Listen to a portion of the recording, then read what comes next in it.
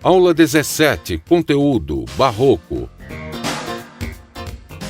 Habilidades. Estabelecer relações entre o texto literário e o momento de sua produção, situando aspectos do contexto histórico, social e político.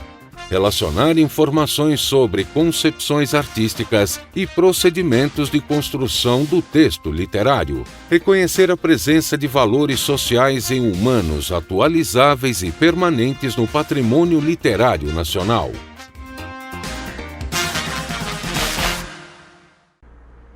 Bom dia! Hoje nós vamos ver em literatura barroco. Depois dessa excelente aula de química, nós estamos aqui para conversar com vocês sobre barroco, um estilo de literatura muito importante do nosso tempo. O barroco é um estilo literário que é muito conhecido no nosso século como um estilo em que teve um poeta, o primeiro poeta brasileiro especificamente, que é Gregório de Matos Guerra. Vamos ver agora então o barroco enquanto tendência na próxima cartela. Temos aí, então, algumas imagens que marcam o barroco no Brasil e na Europa. A imagem do meio, por exemplo, nós temos a Igreja de Minas Gerais, que é muito conhecida, assim como outros monumentos com Aleijadinho. Lá em Minas Gerais foi grande escultor da literatura do barroca no Brasil. Temos ainda também o barroco na Europa, enquanto tendência muito importante, que nós vamos ver logo em seguida. O barroco foi uma tendência artística que se desenvolveu primeiramente nas artes plásticas e depois se manifestou na literatura, no teatro e na música. Na Europa ele veio primeiro nas artes plásticas, com toda aquela gama de pintura, arquitetura. Depois nós vamos ver mais adiante um pouco da pintura, da arquitetura barroca no Brasil. A origem do barroco. O barroco teve como berço a Itália do século XVII. Porém, se espalhou por outros países europeus, como, por exemplo, a Holanda, a Bélgica, a França e a Espanha. Permaneceu vivo no mundo das artes até o século XVIII, mais precisamente um pouco depois da metade dele. Vamos já olhar isso aí. Na América Latina, o barroco entrou no século XVII, trazido por artistas que viajavam para a Europa e permaneceu até o final do século XVIII. O barroco, enquanto estilo, nós vamos conhecer agora primeiro na Europa e em seguida no Brasil. Contexto histórico do barroco. O barroco na Europa começou no final do século XVI até meados do século XVIII. E aí nós tivemos, como contexto histórico, essas duas tendências que nós vamos ver agora, que é o teocentrismo e o antropocentrismo. Então, um versus o outro, tá? A reforma e a contra-reforma. Como se deu isso aí? No antropocentrismo, nós tínhamos lá a influência do Renascimento com o homem no centro de tudo. As grandes descobertas científicas, o homem com relação a tudo em que ele vê e o que ele faz. Nós tínhamos aí a liberdade de pensamento crítico, social, nós temos o homem em função do mundo em que ele vive. Nesse contexto, nós temos a reforma católica, que o mundo vivendo, deixando um pouco de ser dependente da Igreja Católica. Em seguida, nós vamos ver o barroco, o contexto histórico do barroco no Brasil. O barroco no Brasil, ele se desprendeu um pouco das influências da Europa, mas continuou muito presente as características que nós vamos ver. Ele veio para o Brasil em 1601, foi até 1768, por isso que eu falei para vocês que era um pouco depois da metade do século XVIII, E aqui no Brasil eu já tinha, além das influências da Europa, eu tinha o comércio, o grande comércio da cana-de-açúcar, a exploração da colônia, as primeiras cidades sendo formadas justamente por causa desse comércio do ouro, lá em Minas Gerais, a extração aurífera, o ouro, Minas Gerais, Goiás, então muito presente isso aí. Daí as formações das primeiras cidades, o início do ciclo do ouro. Então também, além das influências, das características da Europa, que nós vamos conhecer daqui a pouco, no Brasil também eu tinha essa parte do ouro, do comércio, das grandes cidades aparecendo nesse contexto barroco. Continuando, nós vamos ver agora o barroco, o contexto histórico do barroco, ok? Aqui eu tenho o barroco europeu, que ele predomina no século XVII, registra um momento de crise espiritual na cultura ocidental, que é aquele momento que nós só pincelamos ainda agora, mas nós vamos entrar em detalhe logo no início, logo na continuação dele. Então aí eu tenho uma época, um século de muitas transformações e um conflito existencial desse homem barroco a partir dessas características. O barroco, ele vai estar, o homem barroco, o homem desse século, ele vai estar em constante conflito entre o homem e o Deus, o ser e o estar, o físico e o espiritual. Vamos continuar então? O contexto histórico, neste momento, na Europa, conviviam duas formas distintas de ver o mundo, que é o que nós começamos a falar agora. De um lado, o paganismo e o sensualismo do Renascimento, já em declínio, porque logo em seguida vem a Contra-Reforma, que é a igreja tentando tomar o poder para ela de novo. É importante ressaltar para vocês que a aula é de literatura, mas nós precisamos situar esse barroco no tempo. Todas as vezes que nós vemos literatura, nós temos que situar o momento literário no tempo, porque o artista, o escritor, o que ele faz? Ele escreve a realidade transformada do que ele vê. Então eu tenho aí, na literatura, o artista escrevendo a realidade transformada. Então daí o principal objetivo de nós colocarmos o contexto histórico. Então sempre, vocês sabem disso, sempre que você começa a estudar um estilo literário, eu preciso situar este estilo no tempo do Brasil e na Europa. Como estávamos no Brasil e o que estava acontecendo na Europa. Por isso nós estamos falando agora o contexto histórico. Também ainda temos, além do declínio do Renascimento, vindo de encontro, né, uma forte onda de religiosidade que lembrava o teocentrismo medieval. Então é o que eu falei para vocês.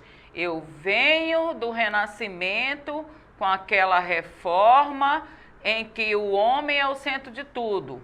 O conhecimento científico se extrapolando, efervescendo na sociedade europeia, a liberdade de pensamento e expressão, o homem vivendo a vida intensamente. Mas eu tenho a Contra-Reforma logo em seguida, que é o declínio. Eu venho a igreja tomando conta da situação de novo, tentando pegar o poder para si. E aí eu venho com o teocentrismo medieval. Então esse é o conflito que nós vamos estudar logo em seguida na próxima cartela. Aí nós temos, olha, o conflito, o homem do século XVII. E aí ele vem com esses dois conflitos na cabeça, na vida, em tudo que ele faz. De um lado, o paganismo, o sensualismo e o renascimento, que é o homem como centro de tudo, que é o antropocentrismo, os conhecimentos linguísticos, os conhecimentos científicos, a vida em função do que ele faz, o reconhecimento do que ele faz. E uma tendência bem importante que eu tenho aí, que ele vive, o conflito dele é viver a vida intensamente porque ela é breve.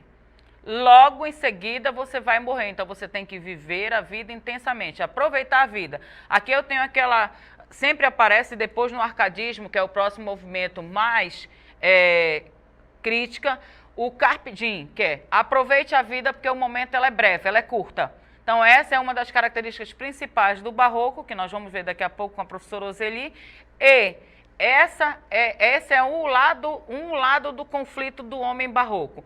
O outro lado do conflito do homem barroco, como nós vamos continuar olhando aí nesta cartela, é a religiosidade, o teocentrismo medieval. Então eu tenho, como eu falei, versus o paganismo, o renascimento, o homem como centro de tudo, as grandes descobertas, a liberdade de expressão, versus a contra-reforma que vem logo em seguida aí, porque a igreja percebeu que estava perdendo a força, o que ela fez? Espera aí, vamos segurar isso aí para a gente de novo. Então, eu tenho aí o teocentrismo medieval, a contra-reforma que vem para poder a igreja tomar conta do que ela se sentiu perdendo. Então, aí eu tenho o conflito do homem do século XVII, né? O paganismo versus a religiosidade. A liberdade de expressão versus a censura, porque a hora que a igreja toma conta do poder de novo, ou tenta tomar conta do poder, vem a censura, vem o pensamento estreito, eu não posso ter o pensamento estreito, eu não posso deixar eles agirem da maneira que eles querem. Eu tenho que ter aquele pensamento estreito, eu tenho que segurar isso aí, não posso deixar sair das rédeas. Então essa é a diferença que eu tenho, esse é o conflito existencial do homem barroco, o ser e o estar, o homem como centro de tudo e Deus como centro de tudo. O teocentrismo medieval, lá eu falei para vocês que ele vinha como viver a vida intensamente porque ela é curta, aproveitando todos os prazeres, versus eu preciso viver a vida regradamente porque eu vou morrer, e se eu morrer, eu tenho que estar livre de pecados para poder eu ir para o céu.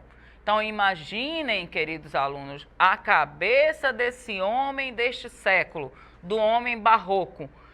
Eu vivo intensamente, mas ao mesmo tempo eu tenho que tomar cuidado para não pecar, porque se eu pecar, eu posso morrer a qualquer momento e eu não vou para o céu. Então percebam que este era o grande conflito do homem deste tempo. Por isso que nós colocamos o conflito do homem barroco. Este é o grande conflito. E esse conflito vai representar em todas as obras que vocês vão conhecer como barroco.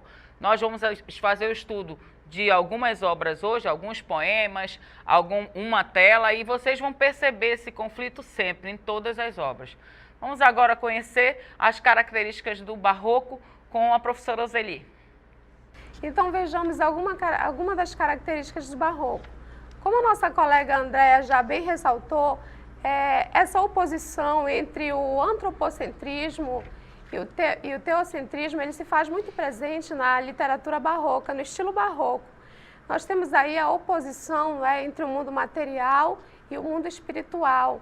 Por quê? Porque ao mesmo tempo que o homem busca aproximar-se de Deus, ele também volta-se para si mesmo, para fazer suas próprias vontades, para buscar os prazeres terrenos, né? Isso gera um conflito muito grande entre a fé e a razão. Por quê? Porque a fé, baseada, né, nos ensinamentos da Contra-Reforma, ele tem a consciência de que ele precisa ser salvo, de que ele precisa de salvação.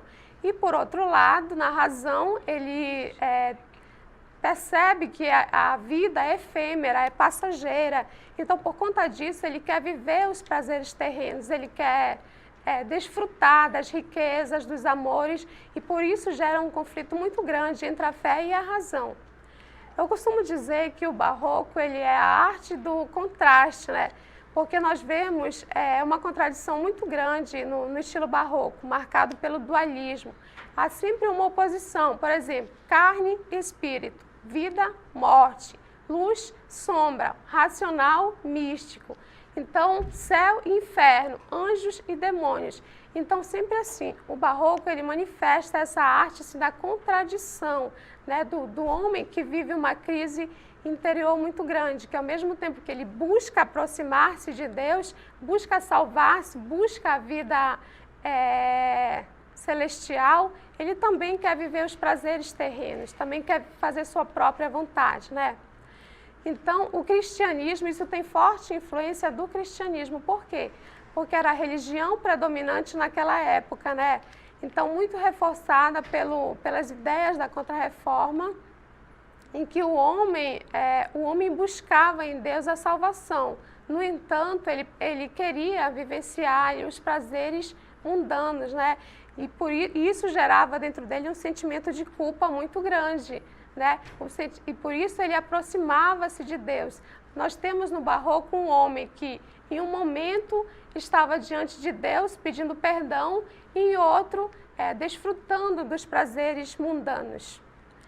Nós temos também, como a colega Andréa já bem ressaltou aí, a idealização amorosa, o sensualismo, o sentimento de culpa cristão. Né, André? Esse sensualismo que se faz muito presente no Barroco, não é, Andréia? Sim, com certeza. O amor no Barroco, ele vem com essa diferença. Ao mesmo tempo que ele tem o amor ideal, professor Roseli, ele tem também o amor carnal. E quando vem o amor carnal, vem o sentimento de culpa. Exatamente. Porque é aquela questão, como eu falei para vocês, ao mesmo tempo, né, que ele busca, ele sabe que ele precisa ser salvo, que como a colega falou, ele pode morrer a qualquer momento, então ele necessita de salvação. Só que ao mesmo tempo que ele busca aproximar-se de Deus, ele também lembra que a vida é passageira, que é efêmera. Então ele quer viver assim aquele momento, né? Só que aí ele lembra que ele pode morrer. E isso gera dentro dele um sentimento de culpa muito grande, porque ele quer ser salvo. Então o homem barroco, ele vive esse conflito interior dentro de si, essa ânsia, essa divisão entre, de um lado, Deus, né, e de um lado, o mundanismo, o paganismo. Próxima. Então, aí nós temos a consciência da efemeridade do tempo, que foi aquela questão que eu já acabei de falar para vocês. O homem barroco, ele tem essa consciência de que a vida é passageira. Então, ele quer viver o momento, ele quer aproveitar o agora, né? Só que aí ele lembra que ele pode morrer a qualquer momento e ele precisa de salvação. Então, o estilo barroco, ele tem dois estilos, o cultismo e o conceptismo. O cultismo, como o próprio nome diz, é o culto da forma, né? É o escrever bem, é a extravagância, é aquela linguagem rebuscada, cheio de jogos de palavras, de figuras de linguagens. Por isso, a linguagem barroca é muito complexa, por causa desse rebuscamento da linguagem, dessa perfeição pela forma. O barroco reflete o culto à forma. E o conceptismo, por outro lado, ele está mais voltado à questão da ideia, né? A ideia dos conceitos. Então, e está muito mais voltado para a prosa, né? Nós podemos ver um exemplo perfeito de conceptismo nos sermões do padre Antônio Vieira, que ele trabalha muito bem com essa questão do raciocínio lógico, com o jogo de palavra, né? Com o raciocínio lógico na tentativa do falar e do escrever bem, na tentativa de convencer as pessoas, né, dos sermões. Agora nós vamos analisar esse quadro da vaidade da vida humana de um pintor europeu, Ramesh Sinuek, que ele é um quadro barroco. Nós vamos analisar, apesar de nós estarmos vendo literatura, mas nós vamos analisar este quadro do pintor europeu. Aí nesse quadro nós vemos algumas características que a colega Roseli acabou de falar para vocês: a morbidez, a oposição entre o mundo material e espiritual, a consciência da efemeridade do tempo e a idealização amorosa. São algumas das características presentes nesse quadro. Vejamos aí as imagens que nós temos. Um jogo de imagens em cima dessa mesa. Nós temos aí uma concha, né? Essa concha representa o quê? A riqueza, apesar de ela estar vazia, que já tem um pouco da contradição barroca, mas nós temos aí, ela está vazia, mas ela representa a riqueza, porque dentro da concha o que temos? A pérola, né? Temos ainda a flauta, que representa a música, a harmonia, o amor, mais um prazer da vida. Temos o livro, que representa a sabedoria, a existência dele, a concha. Deixa eu ver, colocar aqui o pincelzinho para poder mostrar para vocês, ficar mais fácil. A concha, aqui, representando a riqueza, a riqueza, porque dentro dela, como eu já falei para vocês, eu tenho a pérola, então é um prazer da vida. Temos aqui a flauta, que representa a vida, a harmonia, o amor, a música. Temos o livro, que representa toda a parte da sabedoria, do conhecimento, mais um prazer em que você busca em vida, né? E o vinho, que é a orgia, a sensualidade, o amor carnal, o noturno. Nesse jogo de contraste, eu tenho ainda... O amarelo é melhor. Nesse jogo de contraste, eu tenho... Tá descarregado. Nesse jogo de contraste, deixa eu só utilizar mostrando, tá certo? Nesse jogo de contraste, eu tenho a sombra, que é a característica que a professora Roseli colocou para vocês, e nós também, sempre ela vai ser marcante no barroco. Esse jogo, essa contradição da luz e da sombra. Aqui, a luz e a sombra. O que eu represento aqui? A luz maior está levando para o crânio. E o que representa esse crânio? A morte.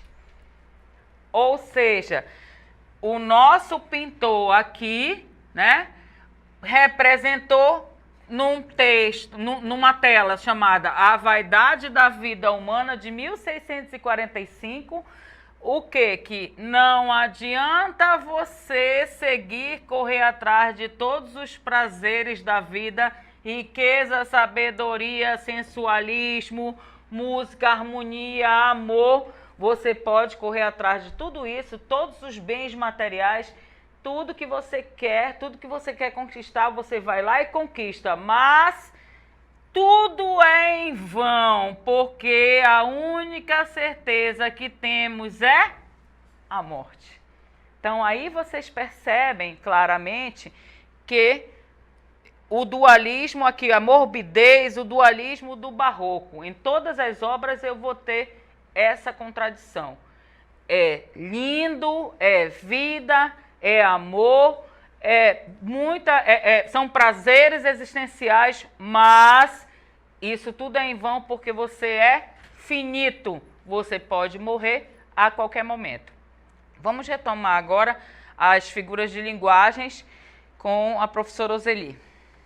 Então, a primeira delas é a antítese, né? A antítese, por ser a figura de linguagem caracterizada pela oposição, ela é uma das principais figuras de linguagens do barroco, né? Que o barroco, como eu já falei para vocês anteriormente, é a arte da contradição. Então, a antítese é a figura de linguagem mais utilizada nesse estilo.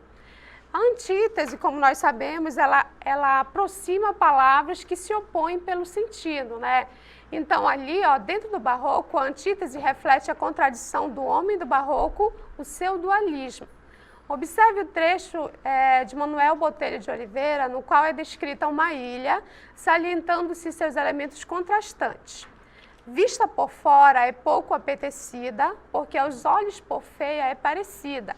Porém, dentro habitada, é muito bela, muito desejada, é como a concha tosca e deslustrosa, que dentro cria a pérola formosa. Então, nós podemos observar a presença da antítese ali, ó, nos versos. Vista por fora é pouco apetecida, porém dentro habitada. Então, observe ali a oposição entre fora e dentro, pouco apetecida, habitada. Porque aos olhos por feia é parecida. E no outro verso, é muito bela, muito desejada. Então, observe aí a contradição, né, dos termos que se opõem aí nesse trecho, a presença da antítese. A outra figura de linguagem que aparece muito nas obras do barroco é o paradoxo, que também é muito parecido, muito semelhante à antítese. O paradoxo corresponde à união de duas ideias contrárias num só pensamento. Então, opõe-se ao racionalismo da arte renascentista. Veja a estrofe a seguir de Gregório de Matos. Ardor e firme coração nascido, pranto por belos olhos derramado, incêndio em mares de água disfarçado, rio de neve em fogo convertido. Então, nós podemos observar a presença do paradoxo nós podemos volta lá, por favor. Ótimo, obrigada.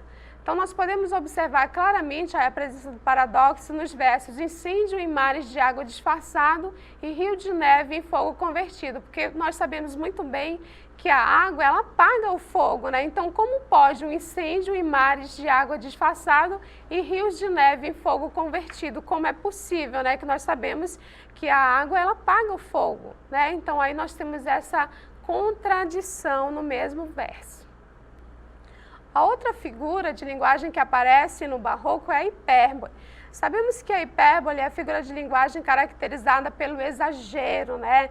Pelo exagero de ideias. Dentro do estilo barroco, ela traduz a ideia de grandiosidade, pompa. Vejamos o exemplo de Gregório de Matos. É a vaidade, Fábio, nesta vida. Rosa, que da manhã lisonjeada, púrpuras mil, com ambição dourada, airosa rompe, arrasta presumida. Então, nós podemos aí ver algumas ideias de grandiosidade, quando ele enfatiza manhã lisonjeada, púrpuras mil. Se nós já sabemos que púrpuras é um brilho intenso, então não basta ser púrpuras, é púrpuras mil. Então observe aí a ideia de grandiosidade, de exagero, ambição dourada. Então sabemos que o dourado, ele lembra o ouro, né? A riqueza, o estado máximo do poder. Então não é qualquer ambição, é uma ambição dourada, né? O exagero ali, a ideia de grandiosidade mesmo. Então, a outra figura de linguagem que aparece, né, é a metáfora, que é uma das figuras de linguagem também muito conhecida, né, da nossa literatura. A metáfora é caracterizada pelo uso de um termo em substituição de outro, por alguma relação de semelhança que haja entre elas. A metáfora é uma comparação, uma espécie de comparação implícita, e tem-se como exemplo o trecho a seguir escrito por Gregório de Matos. Se és fogo, como passas brandamente? Se és neve, como queimas com porfia? Então, nós vemos aí nesses dois trechos a presença da metáfora nos trechos fogo e neve. Esse poema ele tá se referindo ao amor, né? Então, ele estabelece ali uma relação do amor com o fogo, porque a questão da intensidade, não é? Com o que acontece,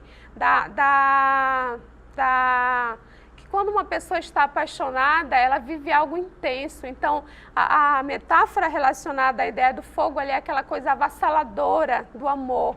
Então, como pode, se és fogo, passar brandamente, né? Se és neve, a questão da frieza, muitas das vezes, que não é correspondido. Então, se és neve, como queimas com porfia? Se não é correspondido, por que ainda permanece, não é mesmo? Outra figura de linguagem que aparece é a prosopopeia. A prosopopeia é a figura de linguagem caracterizada por atribuir características de seres animados a seres próprios, por exemplo, de seres humanos a seres inanimados. Vejamos o exemplo aqui no trecho escrito pelo padre Antônio Vieira.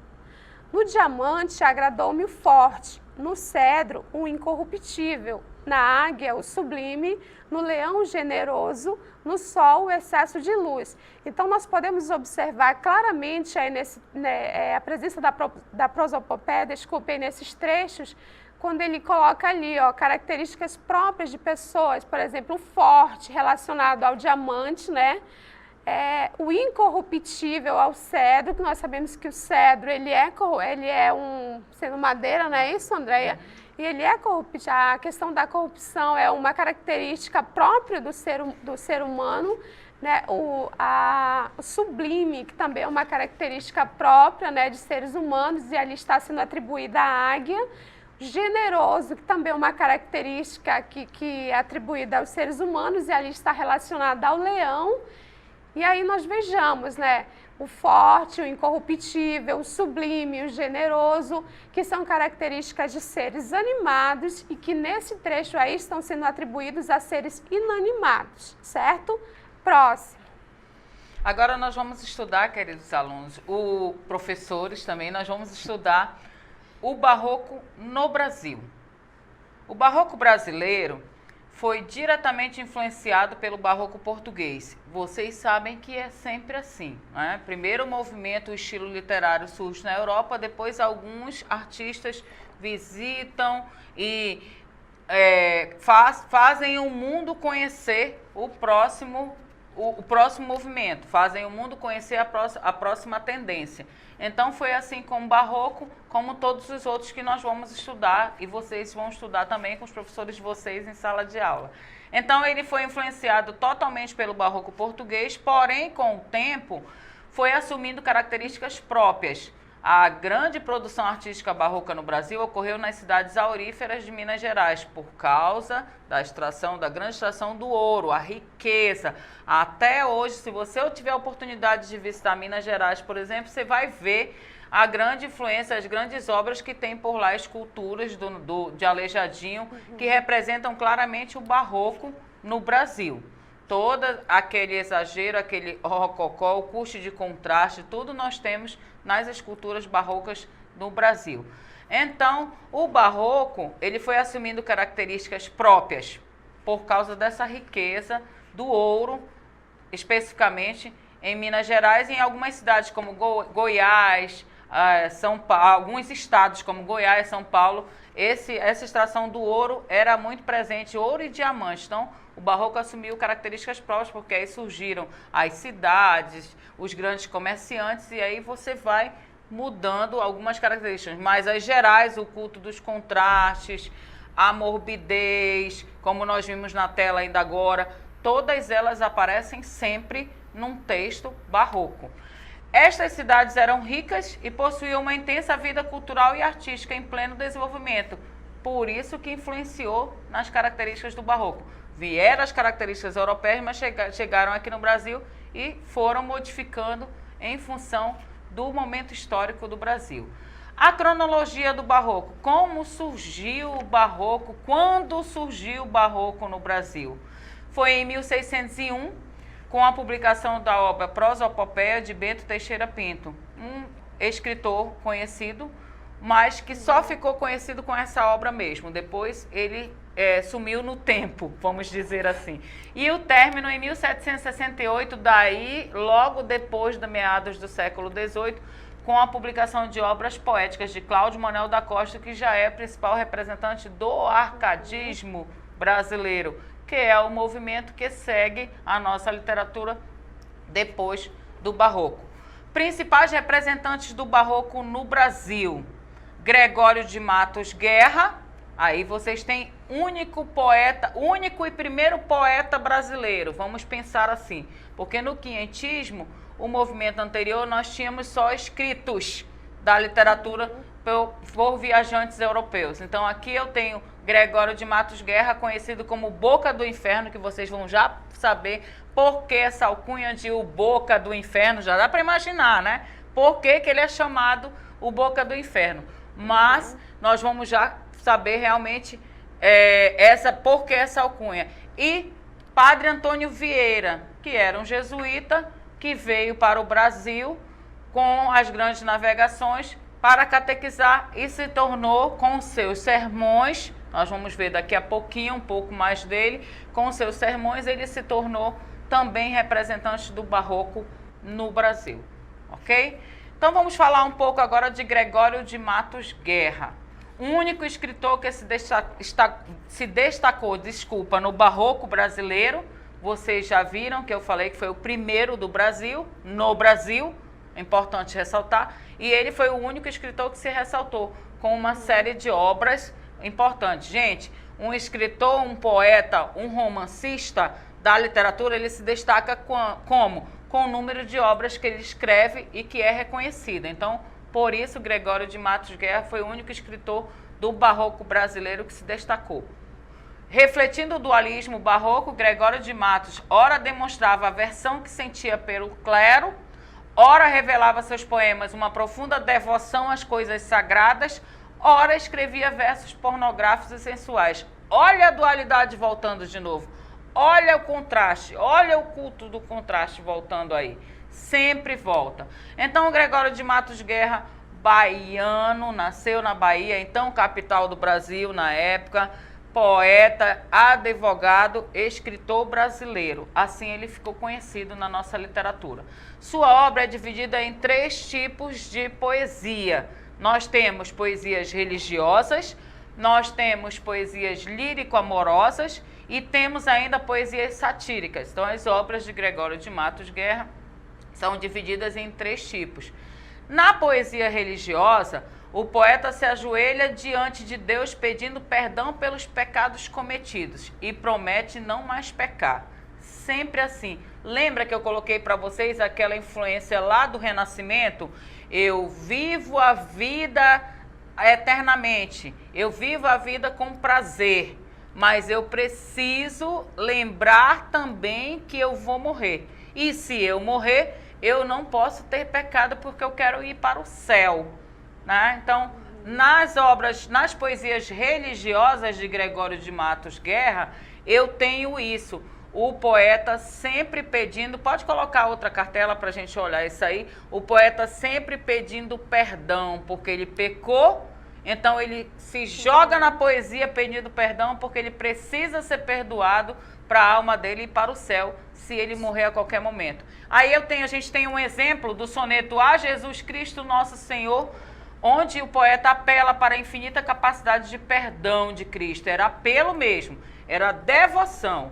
Então, vamos dar uma olhada aí nesse soneto para vocês verem onde nós temos como um exemplo de poesia religiosa do Gregório de Matos, para vocês verem que não era tão simples assim, não, era fervorosa mesmo, era religiosidade fervorosa. Eu preciso ser perdoado dos meus pecados. Vamos lá ver o soneto? A Jesus Cristo Nosso Senhor, pequei, Senhor, mas não porque hei pecado. Da vossa alta clemência me despido.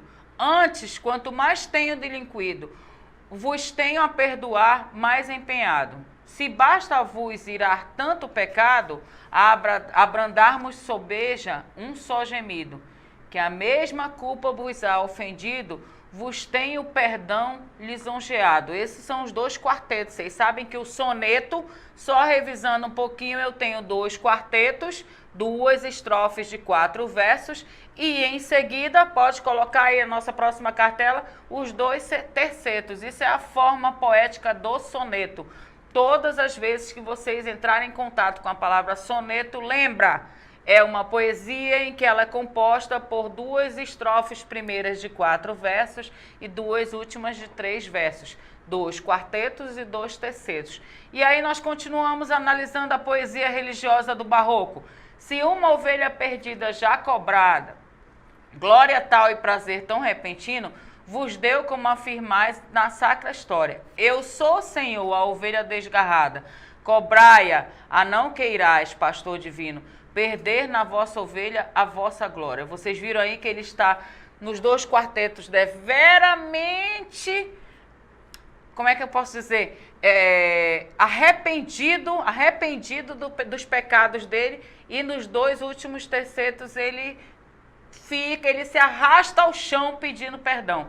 Essa é a poesia religiosa, o exemplo de poesia religiosa de Gregório de Matos Guerra. Vamos ver agora a lírica amorosa. André. Aí nós temos a professora Roseli quer fazer uma partezinha. Vamos lá, professora Roseli. Não, só reforçando o que a André falou lá naquela parte, é que ele chega diante de Deus tentando se justificar, né, Andréia? Sim. Além de ele expor a culpa dele, ele reconhece o erro, mas ele tenta se justificar diante de Deus, né? É interessante ressaltar isso na poesia do Gregório, do né? Gregório, com certeza. O arrependimento, ele se justifica, ele passa a poesia toda se justificando para poder, enfim, ele conseguir o perdão dos pecados dele. Poesia lírico-amorosa agora. Vamos ver mais esse tipo de poesia de Gregório de Matos. É fortemente marcada pelo dualismo amoroso carne e espírito. É o sensualismo, lembra que nós falamos no início, o professor Roseli falou muito bem a característica carne e espírito, o amor carnal e o amor espiritual. Eu amo idealizando, mas também eu amo a carne, o sensual, eu amo aquela mulher enquanto sensualidade. Então, essa poesia lírico-amorosa tem essas duas características. E com a característica do carnal, do sensualismo, vem o sentimento de culpa, óbvio, né? Barroco, eu exagero, mas eu também tenho que segurar porque tem a dualidade aí. Então, continuando na próxima cartela, nós temos que leva esse amor carne versus amor espírito, que leva normalmente a um sentimento de culpa no plano espiritual, que é o que eu falei para vocês. Como ele ama o ideal, mas também ele ama a carne, e com o amor carnal que vem o sensualismo aí aflorado, vem o sentimento de culpa. A mulher muitas vezes é a personificação do próprio pecado, da perdição espiritual. Exemplo dessa perspectiva, dessa característica, desse tipo de poesia do barroco, nós temos um poema dedicado à Dona Ângela, que foi uma amada idealizada dele, mas que ao mesmo tempo ele ama a Dona Ângela enquanto sensual. Vamos olhar aí na próxima cartela o poema. Aqui nós vamos analisar só o primeiro quarteto e o último terceto. Olha lá. A mesma Dona Ângela, anjo no nome, angélica na cara. Isso é ser flor e anjo juntamente. Ser angélica flor e anjo florente. Em quem senão em vós se uniformara? Ou seja, anjo, angélica, angelical, o amor idealizado. Vamos à próxima cartela para ver o final, para vocês verem o que ele faz com o anjo, que é a Dona Ângela. Mas vejo que tão bela e tão galharda, posto que os anjos nunca dão pesares. Sois anjo que me tenta e me guarda. Viu aí a comparação? O amor sensual e o amor idealizado? O amor carne e o amor espiritual? Ele compara a Dona Ângela a um anjo, mas ele diz que esse anjo ele não só guarda, mas ele tenta. Aí vem a tentação, o sensualismo, o amor carnal. Então a lírica amorosa é sempre esse jogo de amor, é sempre esse jogo de sentimento, o amor carnal e o amor espiritual. E com o amor carnal, óbvio que vem o sentimento de culpa, porque esse homem barroco vive naquele conflito. Ok? Vamos então agora ao último tipo de poesia, que é a poesia satírica, onde rendeu-lhe o nome de O Boca do Inferno. Por que ele pegou esse nome, veio essa alcunha? Porque apresenta uma linguagem ferina e contundente que não perdoa nenhum grupo social, onde ninguém escapa à sua ironia. Os insultos do poeta à sociedade da época podem ser observados nos diversos poemas em que descreve a cidade da Bahia, Salvador. A truculência verbal do Gregório de Matos sempre lhe rendeu inimizades e ódio, mas sua obra é considerada de extrema importância para a literatura brasileira. Como nós falamos no início, Bahia era a capital, Salvador, mais precisamente, era a capital do Brasil. Então, o que acontecia?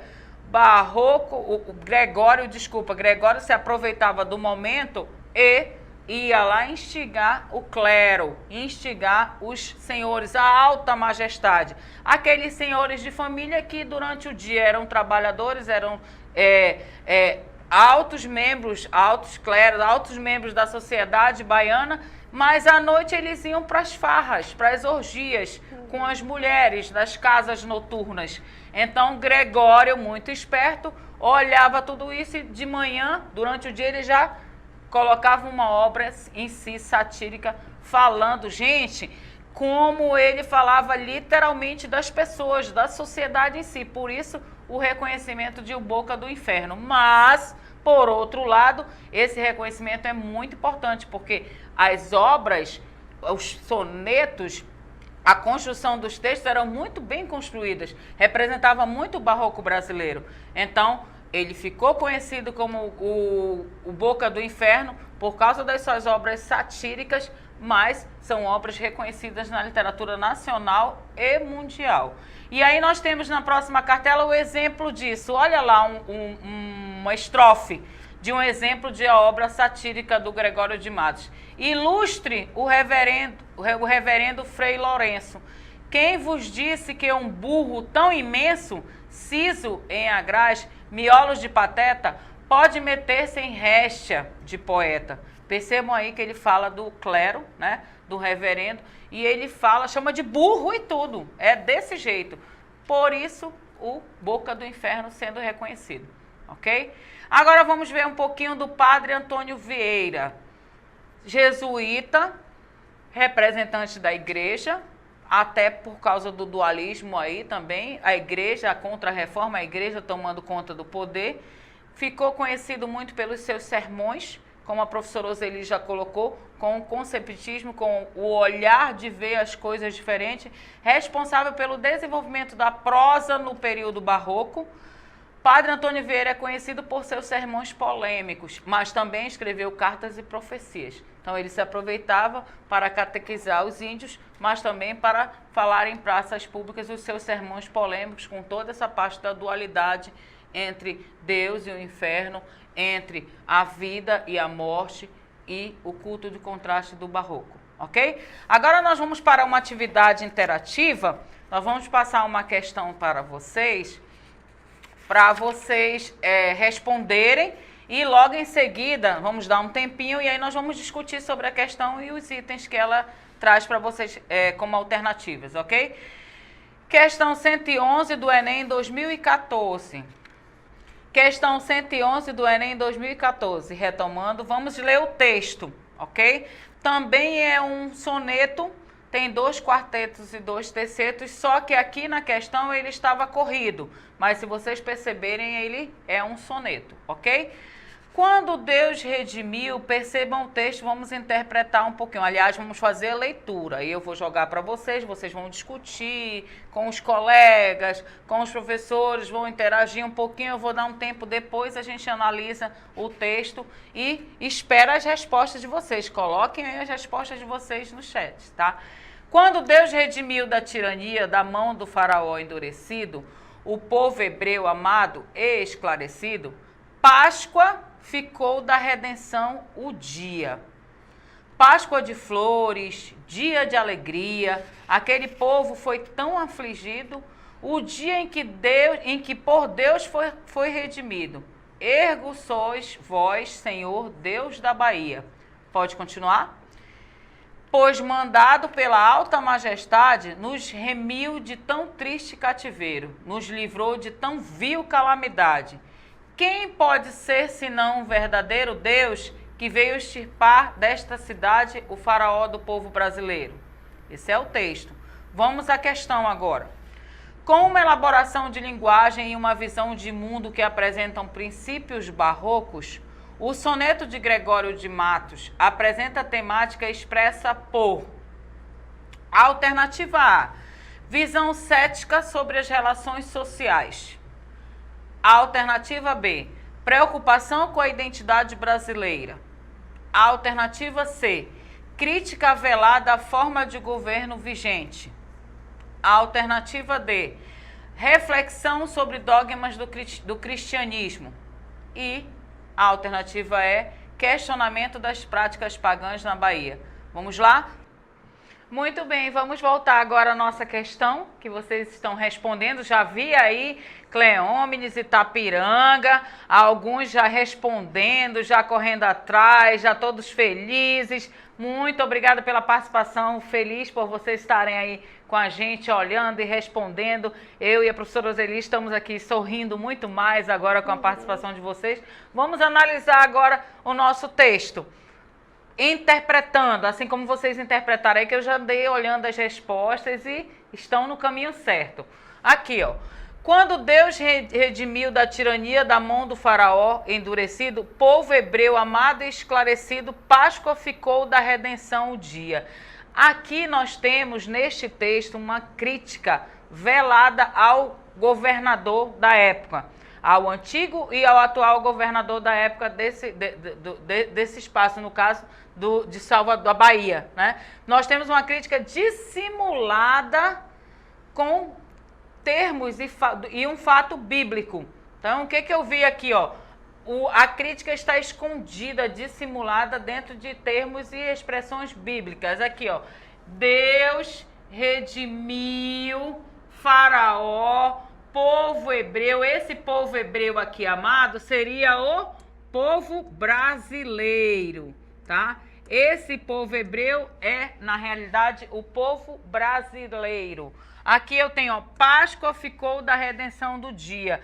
Páscoa de flores, dia de alegria. Aquele povo foi tão afligido, o dia em que Deus foi redimido, Ergo sois vós, Senhor Deus da Bahia. Então, uma crítica, vocês percebam aí claramente o atual governante como Deus da Bahia. Trouxe o povo daquela culpa, daquela aflição que ele estava. Trouxe nada, gente. O povo continua, esse povo aqui que está sofrendo essa época, ele faz parte de uma oligarquia agrária, ele tem um monte de impostos para pagar, ele vive sob pressão. E esse Deus que colocou este governante para aliviar a vida desse povo, veio e ajudou. Foi a Páscoa, a redenção, a liberdade. Liberdade nada. E o Gregório de Matos Guerra fazia parte dessa sociedade, desse povo. Ele era representante desse povo, ele também tinha impostos para pagar, ele também vivia nessa aflição. Então, nada mais é aqui esse soneto do que um desabafo dele, um desesperado de uma consciência massacrada por impostos, por sofrimento, por aflição da sociedade da época, da alta majestade. Pode passar agora, vamos olhar os outros dois tercetos. E aí nós temos aqui, pois mandado pela alta majestade, aqui ele já começa a se transformar para a sociedade em si, tira a nomenclatura bíblica, mandado pela alta majestade, que lá na Bíblia seria por Deus, né? Por Deus. Por exemplo, Moisés lá veio mandado por Deus para aliviar, para tirar o povo hebreu do sofrimento, para transformar a vida do povo hebreu. Então aqui Gregório de Matos Guerra faz esse jogo de palavras, né? Esse governante veio mandado pela alta majestade, que ele compara a Deus, nos remiu de tão triste cativeiro. O cativeiro era triste, mas não remiu nada não, continuam lá sofrendo, tendo impostos a pagar. Nos livrou de tão vil calamidade, livrou nada, isso é um desabafo dele. Quem pode ser senão um verdadeiro Deus, que veio extirpar, tirar, acabar, cortar de uma vez por todas desta cidade o faraó do povo brasileiro, o que faz esse povo sofrer. Então aqui vocês percebem claramente que nos dois primeiros quartetos ele joga a linguagem bíblica para dissimular a crítica, mas nos tercetos não, ele já coloca claramente: este governante foi colocado aqui pela alta majestade para fazer bem a esse povo, mas não faz nada não faz nada de bem, nós continuamos pagando impostos, nós continuamos sendo pressionados por essa sociedade. Então aí vocês veem claramente o que o Gregório quer representar nesse poema. Por isso que nós falamos para vocês no início que ele na realidade, o tema central dele é essa crítica à sociedade vigente, essa crítica que aflora essa sociedade.